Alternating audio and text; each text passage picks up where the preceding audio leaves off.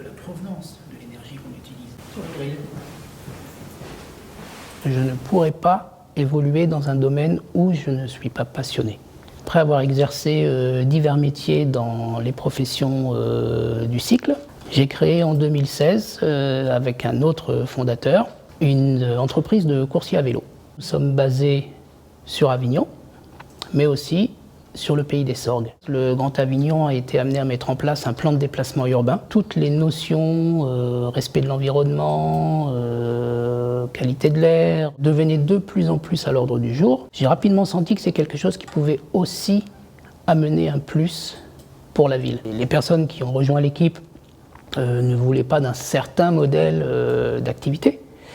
Elles ont trouvé avec nous quelque chose qui était valorisant, qui était rémunérateur et qui leur donnait envie de rester. Et ce qui est motivant, c'est le challenge de réussir à transposer un modèle qui existe depuis très très longtemps de livraison carbonée à un système qui est plus vertueux, sans forcément perdre la qualité de prestation que les gens attendent. La première chose qui caractérise ce territoire, c'est le Mistral. La seconde, Avignon est une ville d'eau. Il y a beaucoup de choses qui tournent autour de cette notion de l'eau.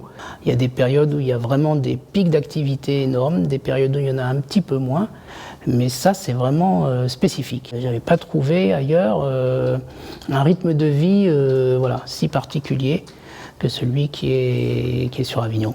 Il est plus facile d'entreprendre sur un territoire qui bouge que d'entreprendre sur un territoire qui a déjà tout prouvé.